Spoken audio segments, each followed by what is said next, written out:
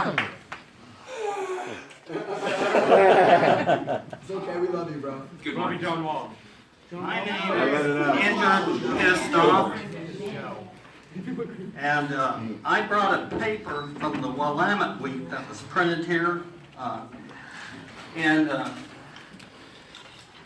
it was August 9th of 2006. I know this is diverting it somewhat, but it was addressed as uninvited guest. I like Joe Walsh, and he wasn't around at this time. And of course, you're familiar with me under a different name. As my previous name, Paul Phillips, you wrote a letter after 5 dog attacks explaining the service animal law after I explained it to you. And I was subsequently attacked another 2 times and fell and broke my hip and fractured 2 of my vertebrae in my spinal cord. And to call that not a civil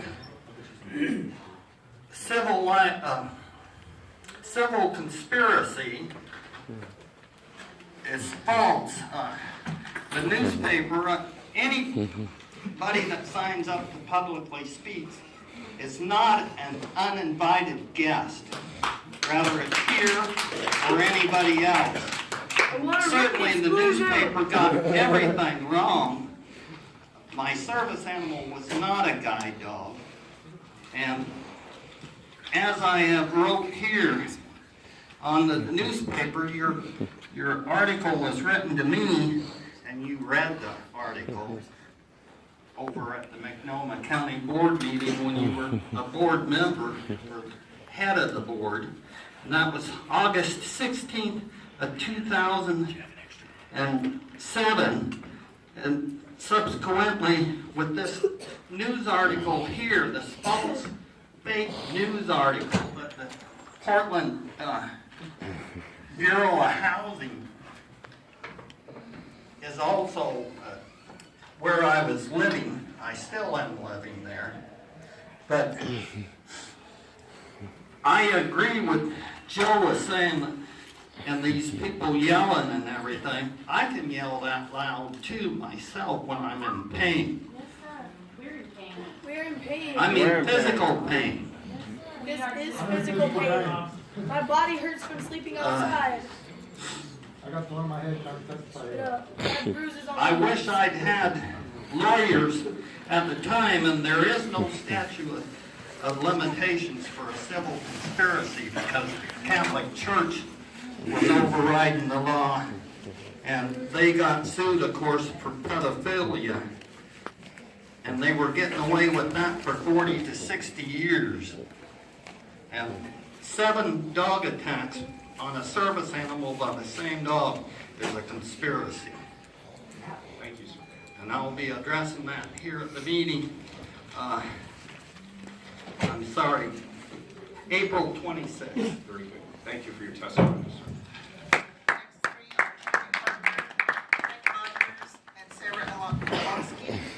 And they'll be followed by Shedrick Wilkins, Teresa Reefer, and Stacy Rutledge. I want to please state your name for the record. Terry Parker, Craig Rogers, and Sarah Ladowski. Thank you.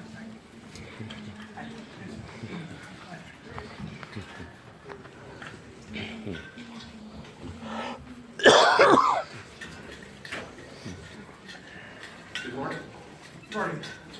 We need to go ahead and just shut this shit down. My name is Terry Parker. About a year ago, one Senator Wyden's town hall meeting at PCC Southeast was shut down when protesters showed up. First beating on the windows from outside, then coming inside and shouting their demands while marching up and down the aisle between the rows of chairs. Late last year, I came downtown to testify at an afternoon council session, only to find City Hall full of protesters and the doors locked. I've also been at council meetings when protesters disrupted the council proceedings. Where is the ACLU when it comes to protecting the rights of non-protesters? In all cases, my right to free speech was selfishly violated by what could be called an unruly mob. If I were to park my car in the bike lane out here on Madison Street during the evening rush hour, Could I because please gas ask, tax, excuse me, Terry, could I please ask people, if you're going to be here, that's great, and remember, you're not going to like all the testimony you hear. That's why we do thumbs up or thumbs down. You'll like some of it, you won't like some of it. That's the name of the game. So please treat everyone with the same respect you would like to be treated with when you please continue. Sorry. okay, if I were to park my car in the bike lane out here on Madison Street during the evening rush hour and protest gas tax dollars being used to fund bicycle industry, instead of the bicyclists being justly taxed to pay for it, I would probably be ticketed or arrested and have my car towed. There needs to be consequences for disorderly conduct of protesters when they block streets, disrupt public meetings, and at times are a threat to others who disagree with the reason for the protest. In Washington, D.C., both Congressman Blumenauer and Senator Merkley are having tantrums and exhibiting childlike behavior. Tweets like resist are only fueling the mayhem and chaos in our streets, and even inciting violence and fostering hate towards the other side. People who live, work, and or just come downtown to attend city council meetings need to feel safe. Personally, I'm tired of one-sided politics and plans attempting to dictate lifestyles, including travel mode and even what we eat. We're assessed to tax to have art in our schools, yet the art of coming together with compromise in a government has been lost. People have the right to protest, but it must be done in a manner that does not take away or negatively impact the rights of free speech of others, and not be a threat to people who may disagree with the protester's stance. With all this hostility, the city must continue to function. Therefore, I support establishing some rules of conduct, ejection, and exclusion procedures for city council meetings on city property. It's a matter of protecting everybody's rights and safety. Thank you.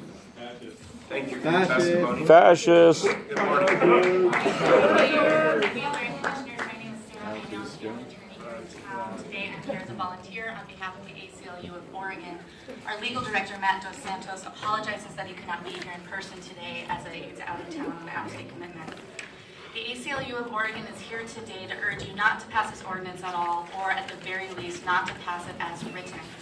We understand the problems the city is facing. The ACLU appreciates that there have been interruptions to the city council's important work, and in some cases, members of our community have been unable to make their own voices heard on important issues. So we understand the city's impulse to do something and to do so quickly, as is shown by the fact the city is considering this on an emergency basis and dispensing with normal process, including a second reading. However, we urge restraint here. Slow down. The proposed ordinance is an overreaction and it is unconstitutional. The City Council already has the tools it needs to deal with real disruptions during City Council meetings. For instance, if someone is repeatedly shouting over others or disrupting a meeting to the point where no business can be conducted, or engaging in physically dangerous behavior, then the city may lawfully remove that person from that meeting. But broadening the basis for ejection or imposing prospective exclusions are violations of the Oregon and federal constitution. In particular, prospective exclusions, such as those provided in paragraph D and E, are not constitutional. In Walsh v. Ing, Judge Michael Simon could not have been clearer. He said, quote, no matter how many meetings of a city council a person disrupts, he or she does not forfeit or lose the future ability to exercise constitutional rights and may not be prospectively barred from attending future meetings. Our democratic republic is not so fragile. Our First Amendment is not so weak. Now the Other guy is provisions are sitting also right there, unconstitutional because they has are overbroad glasses. and unnecessarily burden protected speech. For example, the city's attempts to define disrupt beyond its ordinary meaning of the word and to allow ejectment based on direction concerning decorum is overbroad. Federal courts have invalidated similar conditions. The exception for constitutionally protected speech does not solve the problem. The ordinance violates the due process clause because it fails to notify the public and city officials what is forbidden. The ordinance also likely violates the due process clause through, for example, limiting the factual basis for review of ejectments and exclusions to meeting recordings, and the broad authority given to eject persons who are not even city employees. Finally, none of the above infirmities are cured through providing limited online participation in meetings. The opportunities for participation in paragraph I are inadequate substitutions for participation in live city council meetings, which is a constitutionally protected right under Article 1, Article 1, Section 26 of the Oregon Constitution.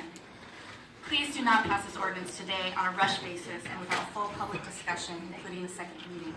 We have submitted more detailed written testimony that goes into depth on the points that I've made today, and the ACLU would be happy to sit down with the city's attorney's office to provide more detail on the points I've covered today.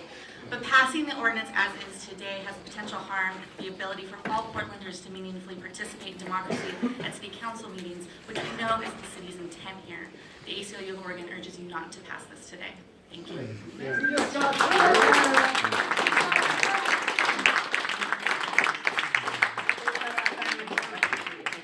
be here today, and will of course pay attention to your comments. I would like to know from the ACLU, what would you suggest when there are repeated disruptions so that citizens such as Mr. Parker never know whether their item is going to be heard on time or not, or whether they'll even be able to testify at it? Sit down and to develop and come together to create constitutionally protected ways to deal with these issues. Because of the emergency ordinance and because we didn't learn of this until Monday, I don't have authority to say how we have the ACLU specifically to that point, but we are happy to sit and talk down with the city attorney's office to solve this problem. Thank you. And specifically, the Oregon Constitution does say that freedom of speech should not be abridged in any way whatsoever. And then it also says that every person shall be responsible for the abuse thereof. So I would love to hear from the ACLU as to what should define the abuse. Thank you. As Judge Simon explained in his opinion, if somebody's actually disrupting the meeting and is making it so city business can be heard, cannot be done, and there is a warning, they can be ejected from that meeting. And we appreciate that it's annoying and perhaps a burden to be kicking somebody out every day, but the First Amendment doesn't allow you to kick somebody out in the future for actions they took that day. But if you already have the authority to eject people who are disrupting the city's important business, so everybody's voice can be heard.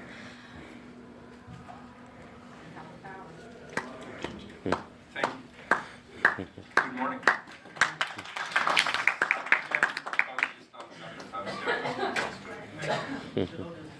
Actually, they challenge that in court and they can file For the record, my name is Craig Rogers. I'd like to refer to this week's Tribune. It says Wheeler seeks code of conduct for meetings. That's the headline. I'd like to bring your attention to the city code of ethics.